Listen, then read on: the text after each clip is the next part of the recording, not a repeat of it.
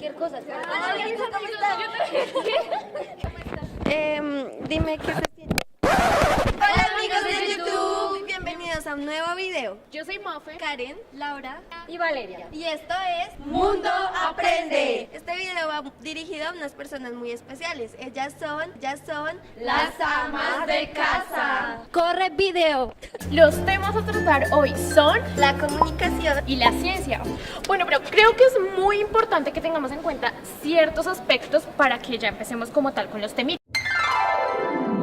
Entonces es importante tener en cuenta cómo se originó la comunicación, de dónde salió, por qué, En sí, la comunicación ha llegado a ser se ha llegado a tomar como una necesidad de supervivencia para el ser humano. Y en sí es eso, nosotros dependemos de la comunicación, somos comunicación. Desde sus inicios también se ha complementado con las ya que estos son una forma de expresarnos sin necesidad de decirlo oralmente. Presten atención a lo siguiente.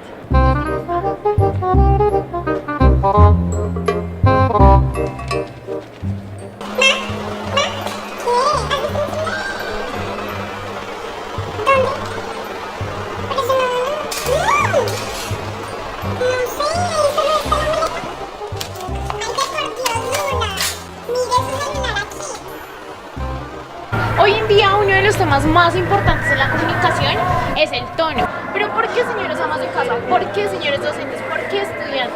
La respuesta es muy sencilla.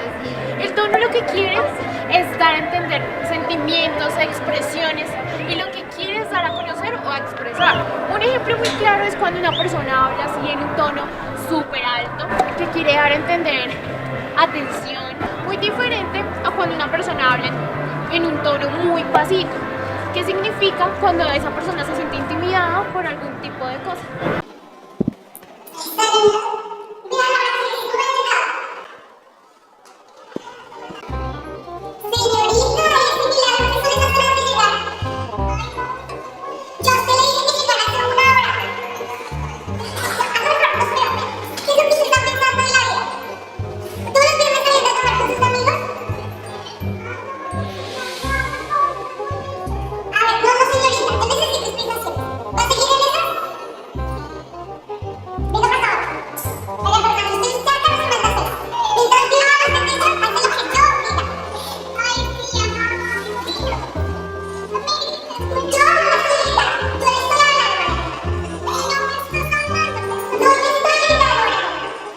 ¿Sabían ustedes que la expresión corporal dice mucho a la hora de comunicarse? Pues sí, señoras, como le están oyendo, con tan solo un gesto ustedes pueden expresar tristeza, emoción, alegría. Además, esto influye en su postura, en su forma de caminar, de hablar, de mover los brazos y de expresarse.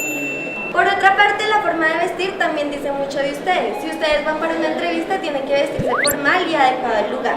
Si lucen ropa deportiva, reflejan que van a hacer ejercicio. Por otra parte, si lucen ropa cómoda o casual, reflejan que están tranquilas. Ahora, la comunicación también genera conflictos, ya que mis opiniones, mis conocimientos y lo que yo pienso es muy diferente a lo que piense alguien más. Es por eso que hay que respetar los puntos de vista y opiniones de otras personas. ¿Sabías que la forma en cómo se comunicaban anteriormente los egipcios era mediante papiros? Sí, bueno, este es un dato curioso. Quiero decir que los medios de comunicación tomaron importancia durante la Primera Guerra Mundial. Jugó un papel fundamental en el pensamiento de la sociedad estadounidense, ya que funcionaba como distractor mediante la crisis económica que estaba pasando en ese momento. Bueno, en conclusión a todo esto, la comunicación es expresión, producción, investigación, veracidad, entre muchas otras, pero su objetivo final siempre será transmitir un mensaje. ¿Habías escuchado que la ciencia es la forma en la que los seres humanos han intentado buscar explicación a todo lo que existe? La ciencia siempre ha sido parte de nuestras vidas, aunque la ciencia moderna nació en el siglo XV con la antigua Grecia. Pero bueno, no los voy a aburrir con esta larga historia. Ustedes tal vez pensarán, pero ¿y la ciencia qué tiene que ver conmigo? que porque no son científicos o así grandes de la ciencia, pero todas las cosas que nosotros utilizamos diariamente se asocian a este término. Todos los inventos y descubrimientos que se han hecho a lo largo de la historia siempre han estado encaminados a buscar el bienestar del ser humano. Desde el origen, el hombre desconocía todo. Fue por medio de la experiencia que logró conocer.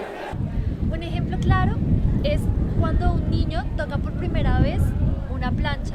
No sabe que se va a quemar. Bueno, retomando lo anterior dicho, a medida de que el hombre fue generando experiencias, creó la cultura, la caza y las armas, las cuales fueron vitales para su supervivencia. Hablando de nuestros antepasados y de sus experiencias, les quiero contar algo.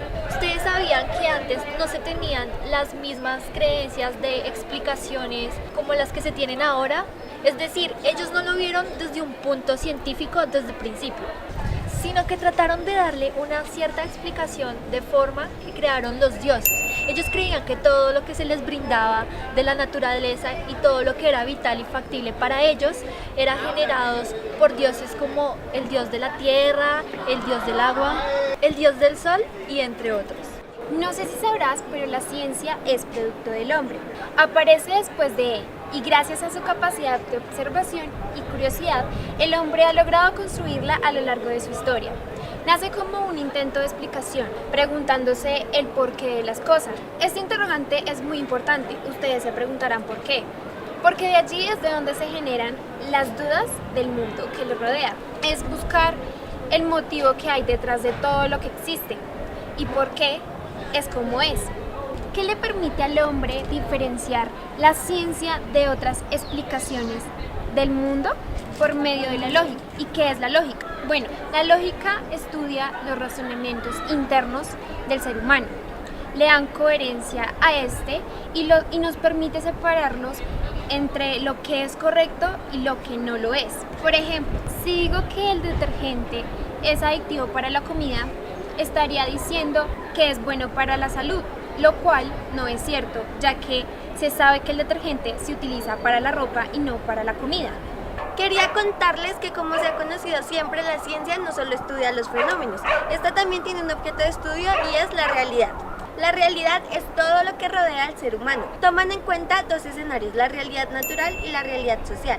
La realidad natural es todo lo ajeno a lo que el hombre ha creado, es decir, los mares, la flora, la fauna, las rocas, los planetas y algunos elementos químicos. Al principio no fue tomada en cuenta, pero fue mucho después cuando se empezó a investigar sobre ella. La realidad social, a diferencia de la otra, tiene que ver con todo lo que el ser humano ha creado, la política, la cultura, la economía, la danza. Esta no es observable, pero siempre está presente. Estas dos realidades tienen en común que se tiene que ser objetivo a la hora de hablar de ellas.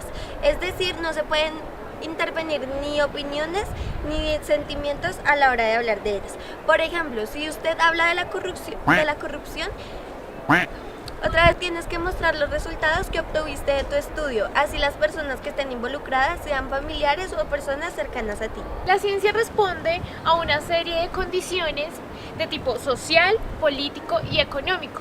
Hay dos condicionantes los cuales están obligados a ser respondidos por la ciencia. El condicionante número 1, que es el social, y el condicionante número 2, que es el material.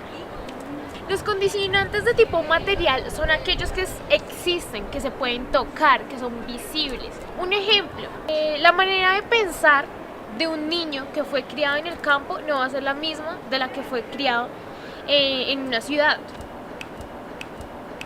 Este tipo de cosas materiales que rodean al niño es lo que va a hacer que la realidad mental del mismo tenga un cambio. Las sociales son aquellas circunstancias creadas por el hombre. Entonces, por ejemplo, la crianza de un niño en Estados Unidos y la crianza de un niño en Japón. Entonces, si nos damos cuenta, las costumbres y la educación entre los dos niños son muy diferentes, ya que se encuentran en un contexto distinto en todas las formas, económicas, sociales y políticas. Ahora nos vamos a teletransportar. Bueno, ahora hablaremos de un tema que no es menos importante, pero es un poco más complejo de entender. La diferencia entre la ciencia y el cientificismo. La ciencia trabaja con hipótesis, es decir, aquellas suposiciones que tenemos sobre un tema o una cosa, para así buscar dar explicación por medio de la experimentación. Y el cientificismo surge como una idea de la ciencia que abarca las cosas más allá de lo común. Un ejemplo o varios ejemplos claros que podemos ver son la lógica, las matemáticas y la religión. Para hablarte de las ciencias sociales en este siglo, primero empezaré contándote algo de tiempo atrás. En la antigüedad, la filosofía y la ciencia eran un solo saber. Estas afirmaban que era lo verdadero y que era lo bueno. Entre los años 1750 y 1850, mis queridas mujeres, las ramas del saber se separaron entre filosofía y ciencia. Se reorganizaron las facultades en filosofía, teología, derecho y medicina. Luego, como estos dos saberes tenían objetivos similares, se reunificaron en las ciencias sociales. Esto ocurrió, mis queridas damas, en 1970. La filosofía se unió a la rama de estudios culturales. Esta rama del saber se basa en el determinismo. El determinismo, mis queridas seguidoras, era el conocimiento que se creaba a base de determinadas circunstancias, como por ejemplo, si usted ocasionaba un incendio y lo apagaba con agua, ahí estaba generando un conocimiento, determinado por las circunstancias en las que se creó. Además de esto, trataban al universalismo. El universalismo era una creencia general para todos, como por ejemplo la creencia de Dios. Esta rama se encargó de demostrar qué era lo bueno y lo bello. Ahora les hablaré de las ciencias naturales. Esta se unió a las ciencias de la complejidad. Las ciencias de la complejidad utilizaron la física clásica. Mis queridas damas, les voy a contar qué papel tuvo la física clásica. Esta se encargó de eliminar algunas verdades de las que no se tenían certeza ni explicación a base de las leyes universales de la física. Esta rama del saber se encargó de determinar qué era lo verdadero. Ahora les hablaré un poco acerca de la educación. ¿Ustedes creen que toda la vida la educación ha sido la misma que se conoce en este momento? Pues no, mis queridas señoras. Desde 1970, la educación básica era algo primordial que todos debían tener. La educación secundaria, un requisito, y la universidad terciaria era algo que solo un pequeño grupo de personas tenía. Desde ese año todo se empezó a mejorar, se empezó a crear la necesidad de estudiar y se empezaron a ampliar los conocimientos. Desde allí hasta este momento, las sociedades quieren que todos tengamos estudios universitarios para ser un país más culto, más responsable y más respetuoso. Para iniciar, el fin de las certidumbres en las ciencias sociales ha llegado a ser una evolución. Claro, si hacemos un paralelo entre la antigüedad y la modernidad, hemos evidenciado la gran diferencia que se ha presentado a lo largo de la historia. Bueno, pero hay una cosita súper importante que ustedes deben saber, que son certidumbres. Las certidumbres son aquellas verdades, aquellas cosas que son verídicas, ¿vale? Entonces, para que lo tengamos en cuenta. Si nos damos cuenta, nosotros como seres humanos hemos llegado a un punto en el que no sabíamos nada del mundo físico y material, lo que significa que no éramos personas razonables. Nosotros como seres humanos nos empezamos a cuestionar sobre muchas preguntas que se nos hacían sobre nuestra existencia misma. Entonces fue desde este punto donde empezamos a evolucionar el pensamiento, en que queríamos empezar a resolver esas dudas, esas preguntas que hacían que estuviéramos acá, que existiéramos. Entonces, lo que pasa es que en la evolución se empieza a ver ciertos paradigmas, como cuáles, como el de los dioses, como la evolución de esto a la ciencia, de la ciencia al método newtoniano, ¿sí? En fin, yo para finalizar quiero dejarles clarito qué es el método newtoniano. Este es aquel donde se presenta el movimiento de partículas en el universo. No sé si ustedes conozcan el término interciencia, pero hoy les voy a hablar un poco sobre este. Para ello voy a utilizar de referencia al historiador Braudel. El objetivo de él era unir todos los saberes de las ciencias y unificarlos en una sola. Pero este objetivo no se logró, ya que cuando se produjo el divorcio entre filosofía y ciencia, ramificaron diferentes facultades. O sea, imagínate, mezclar la sociología con la matemática debe ser muy complejo. Bueno, como mis compañeras anteriormente les mencionaban, hubo la separación entre la ciencia y la filosofía. De estas dos nacieron las ciencias sociales. Como ustedes bien saben, son los estudios que se le realizan a una sociedad y el comportamiento de los seres humanos.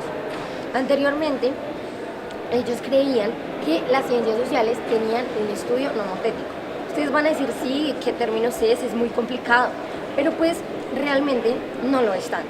Son aquellas ciencias a las cuales se les atribuye una ley universal, a las cuales son demasiado objetivas, las cuales pueden ser igual aquí que en otro lugar, otro país, porque decían que no eran diferentes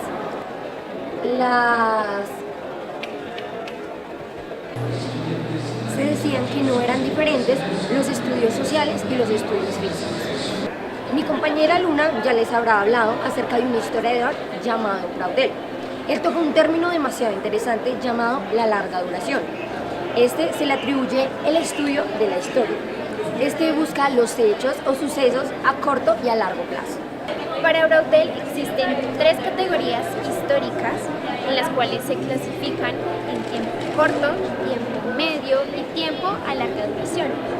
El tiempo corto son los acontecimientos del individuo en su diario vivir.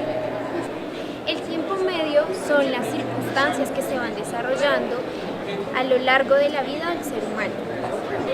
Y la larga duración corresponde a los hechos históricos que permanecen en el tiempo, es decir, que permanecen durante varias generaciones.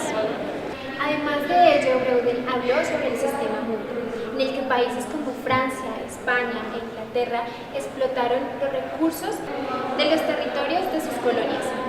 Un personaje muy importante que complementó esta idea fue Karl Marx, del cual les hablaremos en el próximo video. Lo que él dice es que se estaba explotando a la mano obrera, pero siempre las élites empresariales eran las que terminaban beneficiadas. Bueno, mujeres hermosas, Y suscriptores, esto ha sido todo por el video de hoy. Espero hayan aprendido mucho y que esto haya sido de su interés. No olviden darle muchísimo amor. suscríbanse. Denle like, compartan. Comenten. Gracias. Bye. Y todas nos vamos a la cama. Estamos claros y ya. No te lo voy